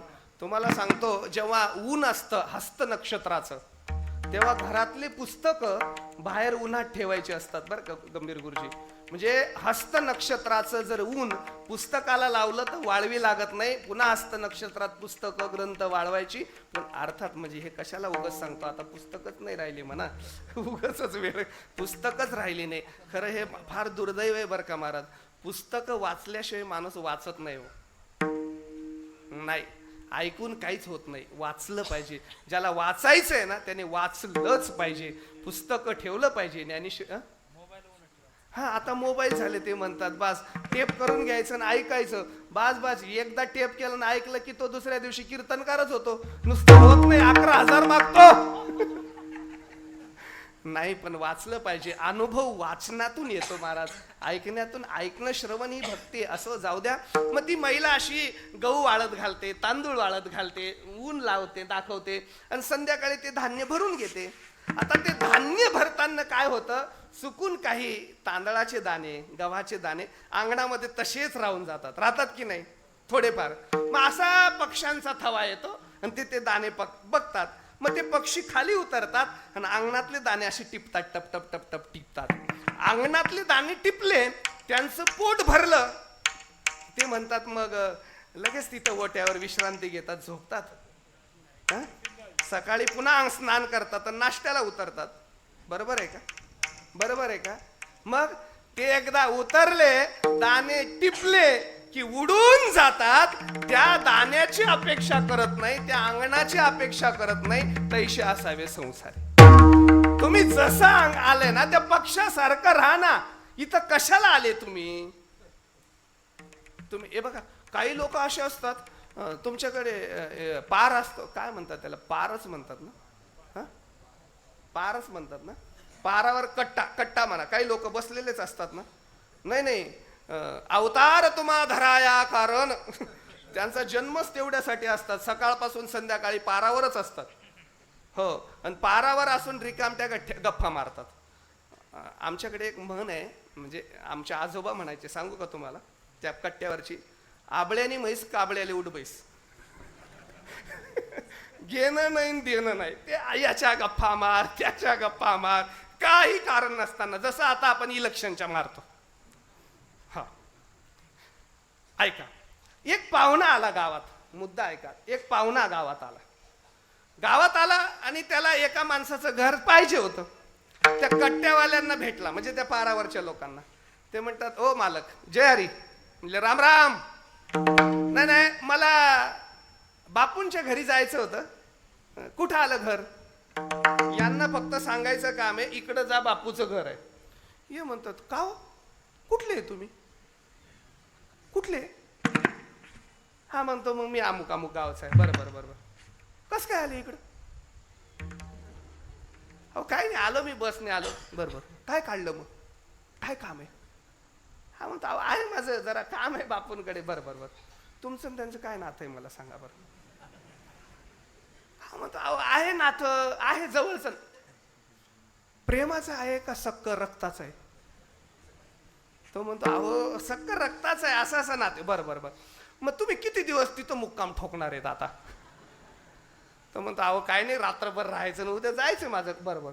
इथून मग अजून कुठे जायचं? दुसऱ्या गावाला. तिथं किती दिवस मुक्कामाला राहणार आहेत? त्याच्यानंतर मग तुमचं गाव कोणतं आहे? तुम्ही घरी कधी जाणार आहात? नाही, मी 2 मिनिटं कीर्तन थांबून घेतो. आता ऐका. या कट्ट्यावरच्या माणसांनी हा प्रश्न कोणाला विचारले? पाहुण्याला विचारले. मी कीर्तन थांबवतो. आता तुम्ही एक काम करा, स्वतःला 2 मिनिटं सर्व सावधवान, प्रत्येकाने स्वतःला हा प्रश्न विचारा. आता मी कुठून आलो, इथं किती दिवसासाठी आलो,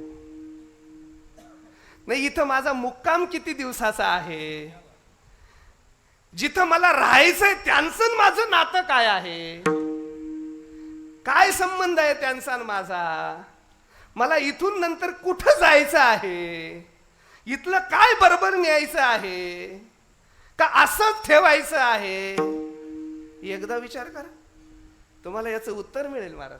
काहीच नाही ना याच्यातलं, यायचं निघून जायचंय ना, जसं पक्षी अंगणी उतरती ते का. अरे तसं तुम्ही संसारात राहा. अभंगाचं दुसरं चरण.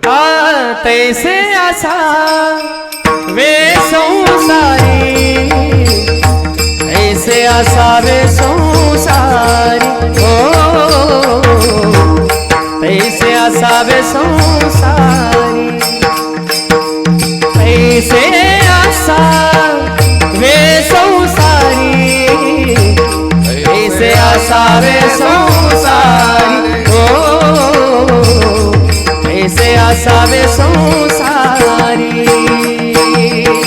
ऐसे असावे संसारी,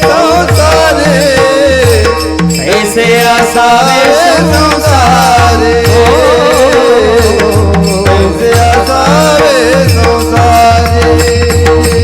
तैसे असावे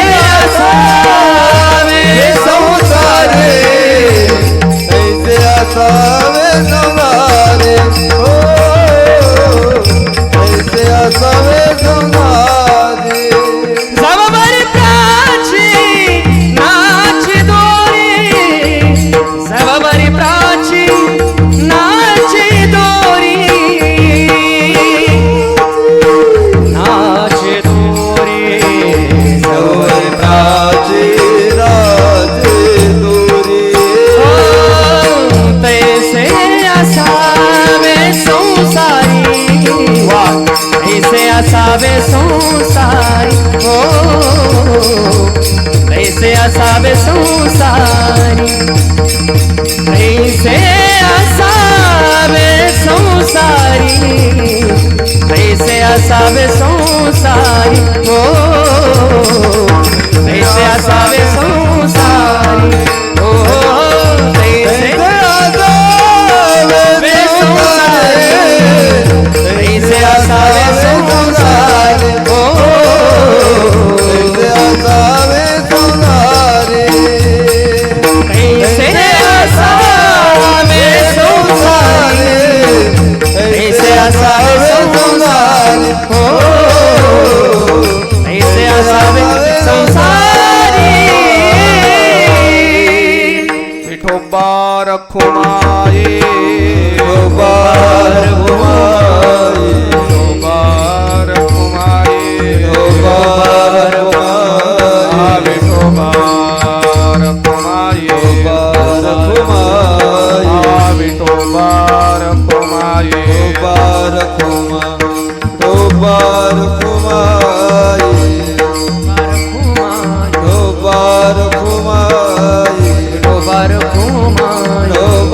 रखुमाये, विठोबा रखुमाये, विठोबा रखुमाये, विठोबा रखुमाये, विठोबा रखुमाये, विठोबा रखुमाये, विठोबा रखुमाये,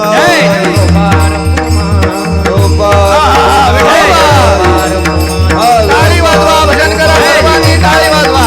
विठोबा रखुमाये, विठोबा रखुमाये, विठोबा रखुमाये, विठोबा रखुमाये.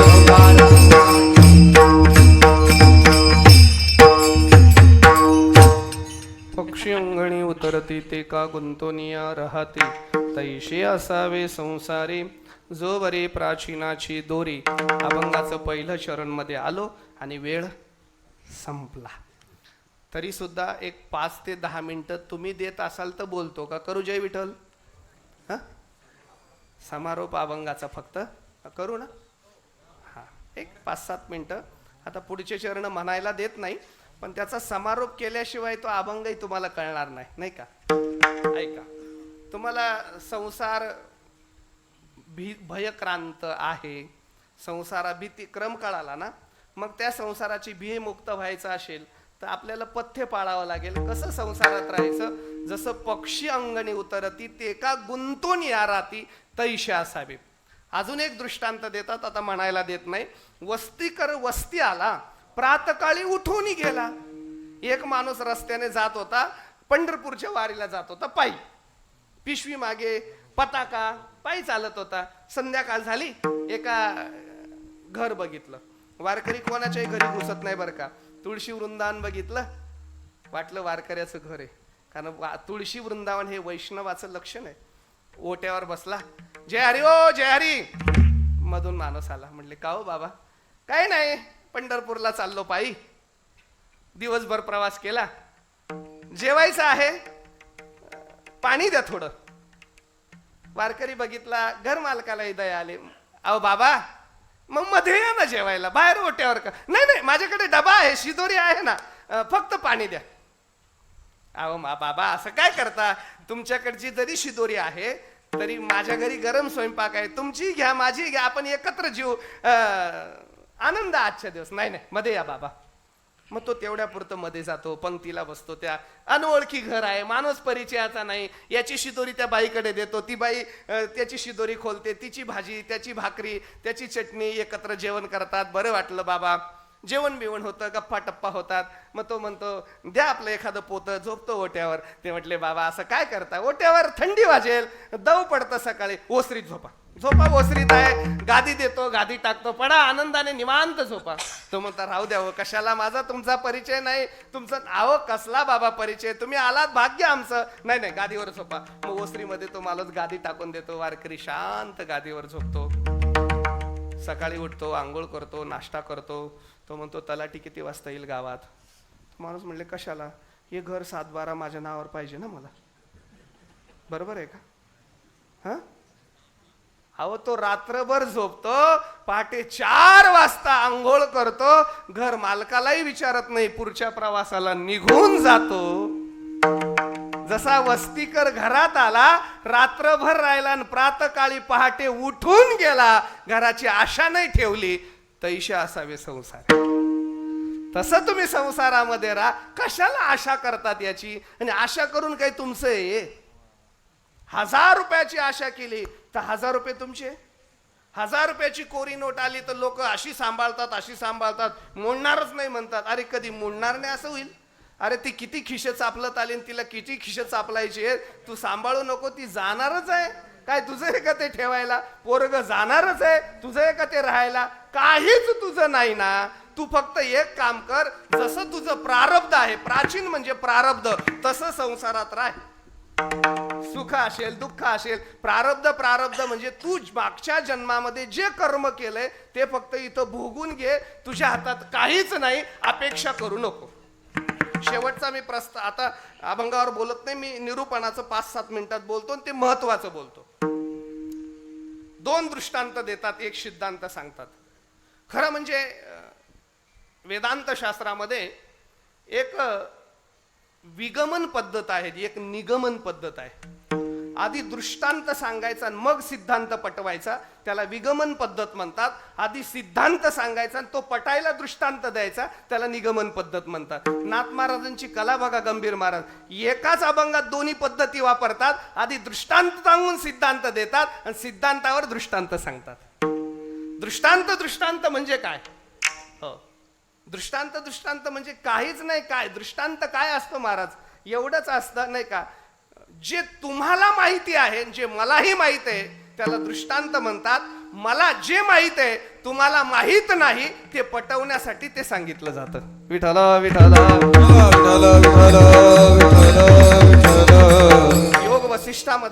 योग वसिष्ठामध्ये प्रभू रामचंद्रांना वसिष्ठ सांगतात, दृष्टांतेन विना राम न अपूर्व अवबुद्धते. रामा, दृष्टांत सांगितल्याशिवाय अपूर्व माणसाला कळत नाही. लौकिक परीक्षकाणाम यस्मिन बुद्धी साम्यम स दृष्टांतः. लौकिक म्हणजे काय? वक्ता आणि श्रोत्यामध्ये दोघांना माहित असतं असं जे सांगून न माहित असलेलं पटवलं जातं, त्याचं नाव दृष्टांत आहे.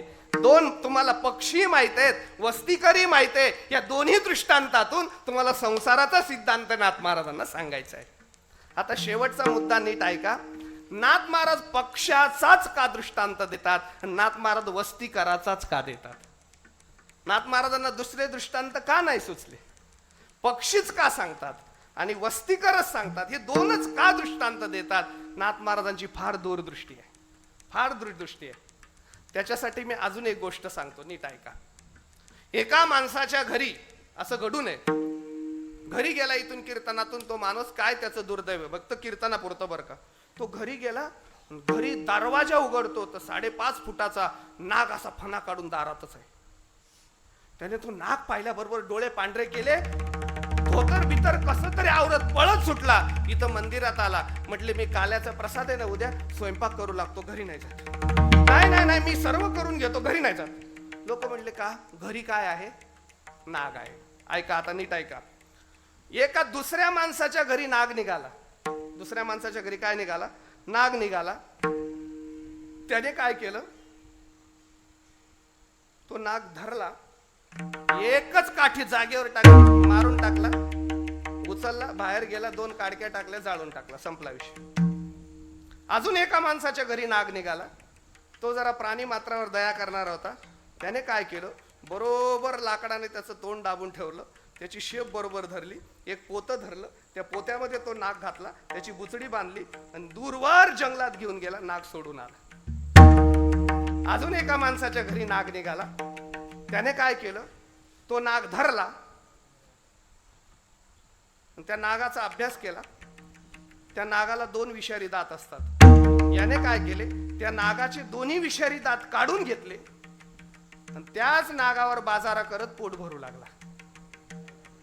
आता नीट ऐका. एकाने काय केलं? नागाला घाबरून पळून आला, दुसरा नाग मारून टाकला, तिसऱ्याने नाग दूरवर सोडून आला आणि चौथ्याने काय केलं? नागाचे फक्त विषारी दात काढून घेतले, नागावरच पोट भरत राहिला. हा शेवटचा दृष्टांत म्हणजे आजचं कीर्तन आहे. संसार सोडायचा नाही, संसारापासून दूर जायचं नाही, संसार लांब सोडू शकत नाही. मग संसाराला 2 विषारी दात आहे, तेवढे काढून टाकायचे, संसारातच सुखाने राहायचं. विठ्ठल विठ्ठल विठ्ठल ऐका ना तुम्ही, ऐका ना. जातील 5 मिनिटं बरं का. आज शेवटचा दिवस आहे. 5-1 मिनिटं जास्त नाही घेत, पण आता बोलू द्या, नाविलाज आहे. ही संगती फक्त 2-5 मिनिटं. मला सांगा, संसारापासून तुम्ही जरी लांब पळून आलात, संसार सुटला तुम्हाला? आता तुम्ही कीर्तनाला आलात, सुटला संसार तुम्हाला? नाही का डोक्यात संसार? आता आहे ना महाराज. आता मी कीर्तनाला आलो, संसार सोडून आलो, बरोबर घेऊन आलो मी. सुटत नाही ना महाराज संसार. कसं सुटेल मला सांगा ना तुम्ही. संसार सुटत नाही, संसार सुटत नाही, संसाराला सोडू शकत नाही. तुम्हाला गंमत सांगतो गंभीर महाराज, आमच्या गावातली गोष्ट सांगतो. म्हातारीची भांडण होते का हो इकडे? खरंच जोरात होते का हळूहळू होते? अहो तुम्हाला सांगतो, आमच्या गावात एका म्हाताऱ्याची भांडण झाली. काय सांगू तुम्हाला गंभीर महाराज. म्हातारं गावातून गेलं बरं का, गावातून गेलं म्हातारं आणि जेवायला बसलं. म्हातारीला म्हटलं आणगडे जेवायला, आण आता लवकर. म्हातारीने ताट वाढलं, भाकरी वाढली, भाजी वाढली. आता ती भाकरी नेमकी शिळी होती आणि भाजी नेमकी तिखट होती. म्हातारही तिखट होतं. बरेच म्हातारे तिखटच होतं ते म्हटले काय ग अय, नाही काय लावलंय तू हे? नाही तुला अजून स्वयंपाक नीट येत नाही का? नाही 60 वर्ष वय झालं, 50 वर्षापासून सांभाळतो, असंच खाऊ का? नाही काय सुधारायची तुझी इच्छाच नाही का? ती म्हातारी म्हणते काय काय काय काय वाद झाला का तुम्हाला?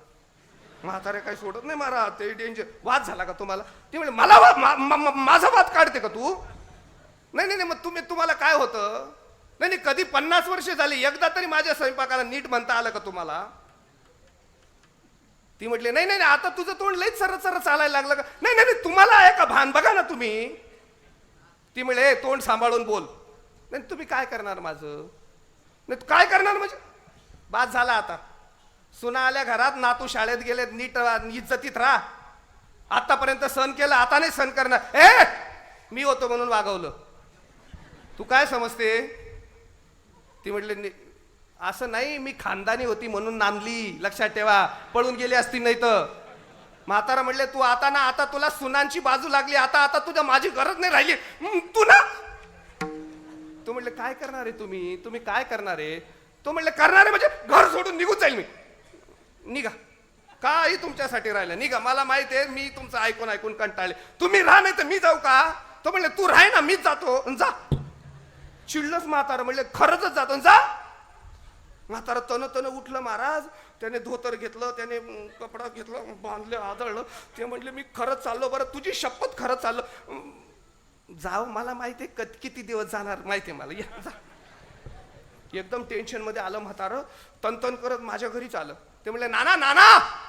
म्हटलं का? या या या बाबा. कोणाचं कोणी नाही, कोणाचे मायबाप, कोणाचे नको, काही खरं नाही, संसार नको, बायको नको, पोरं नको, सर्व वाटोळ. तुम्ही मला कीर्तनाला घेऊन चला, नळकसला घेऊन चला, नळकसला पारायण करेल, राहील, मजा आनंद आहे परमार्थात, घरच नको. मी म्हटलं बाबा नळकसचा सप्ताह झाला आता. ते म्हणले मग काही करा आणि मला पंढरपूरला सोडा, आता घराचं तोंड पाहायचं नाही. मी म्हटलं मी आजच पंढरपूरला चाललो, चला. म्हातारा तन माझ्या गाडीत बसलो, पंढरपूरला घेऊन गेलो. महाराज मठामध्ये, आमच्या देगलूरकर मठामध्ये बसलो, प्रवचन वगैरे ऐकलं म्हाताऱ्याने. संध्याकाळी पंक्तीला जेवायला बिवायला बसलं. आता काय म्हातारा महाराज संसाराचं टेन्शनच आलं, सोडूनच दिला ना संसार. संध्याकाळी पंक्तीला बसलो, जेवण बिवण बसलं बरं का, असं हा पानं बिनं आले महाराज. आम्ही बटापट जेवायला लागलो. म्हाताराने असं भात उचलला, असं तोंडापर्यंत न्यायचं, पुन्हा खाली ठेवायचं, पुन्हा उचलायचं, पुन्हा म्हातारा खाली ठेवायचं. मला लक्ष गेलं, म्हटलं बाबा आवडत नाही का तुम्हाला? तो म्हणलं आवडतं ना, खा ना मग. तो म्हणतो महाराज मी खाऊन गेल पण ती जेवली नसेल आज. मी म्हटलं उठा उठा, निघा घर, कशाला आले पंढरपूरला? आता मला सांगा, सुटला का संसार? रागात आला तरी बायको पंढरपूरला घेऊनच आला ना. तुम्ही सोडूच शकत नाही संसार, तुम्ही संसाराला सोडू शकत नाही, तुम्ही संसारापासून दूर जाऊ शकत नाही, तुम्ही संसाराला संपू शकत नाही. मग तुम्ही एक काम करा, फक्त संसाराला दोन जे संसारामध्ये विषारी दात आहेत तेवढे काढून घ्या आणि तो संसार सुखाने करा. दोन विषारी दात म्हणजे दोन दृष्टांत सांगितले, ते दोन विषारी दात सांगतो आणि थांबतो. पक्षाला दोन पंख असतो, पक्षी किती पंखावर उडतो?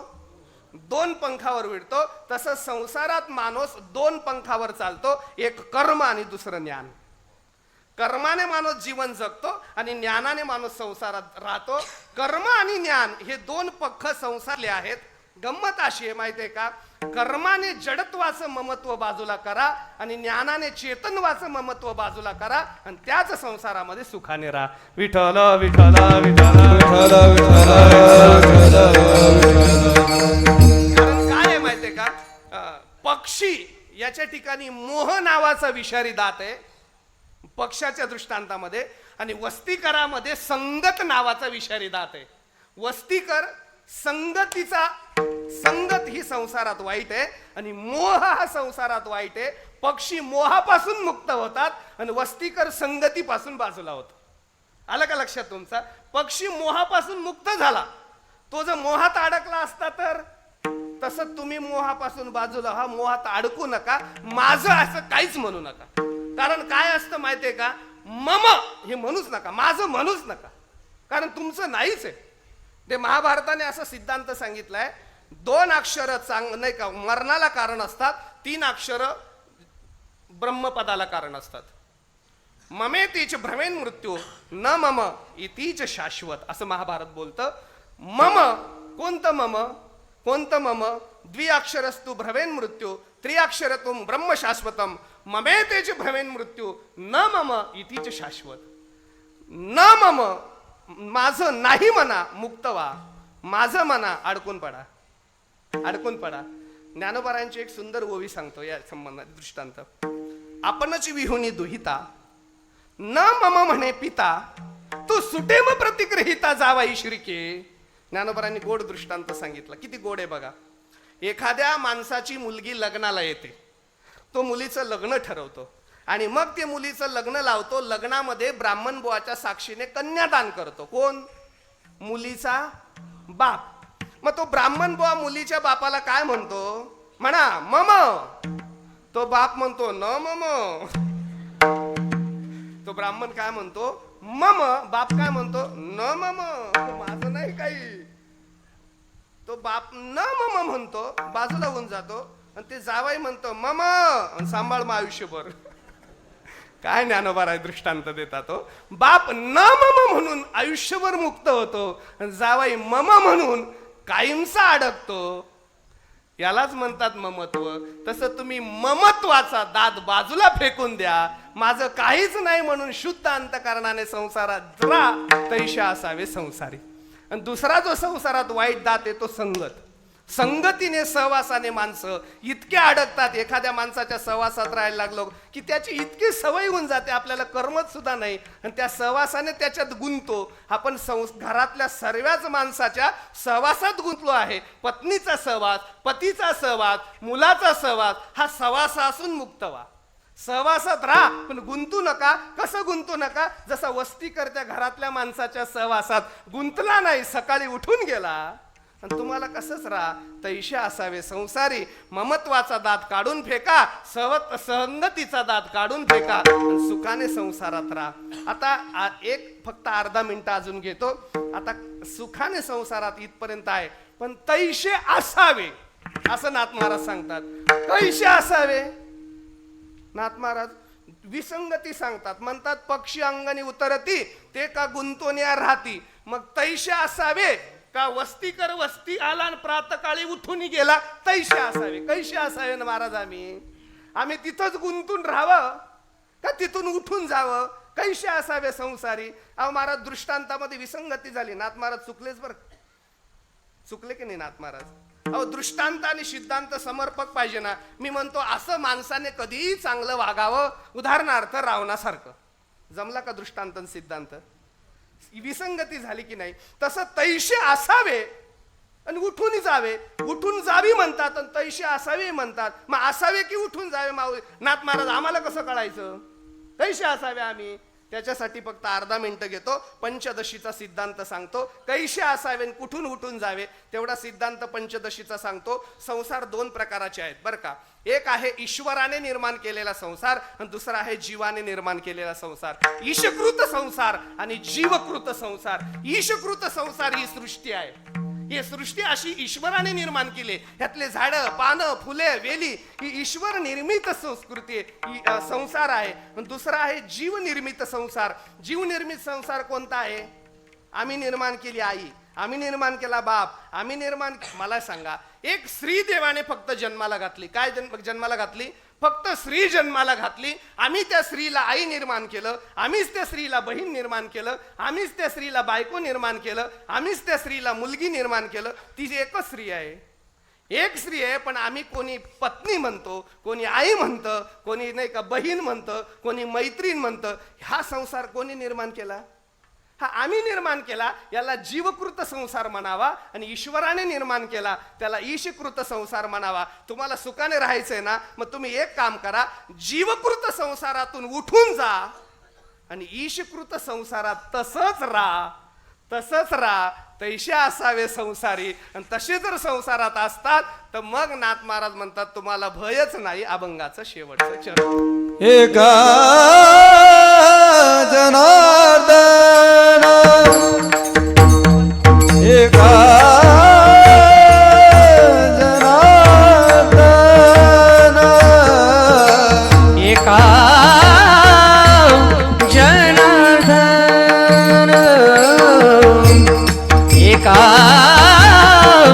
जनार्दन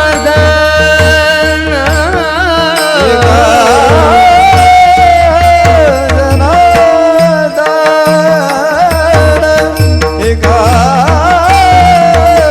जनार्दन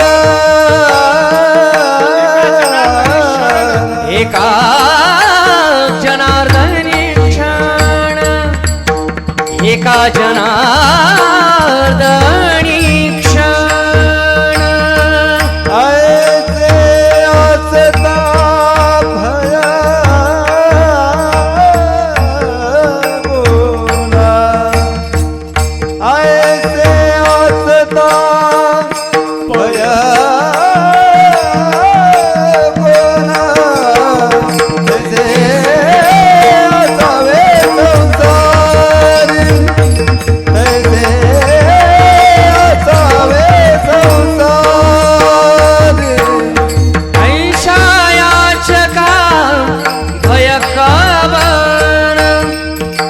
विषयाचका भयकवन ऐसे असावे संसार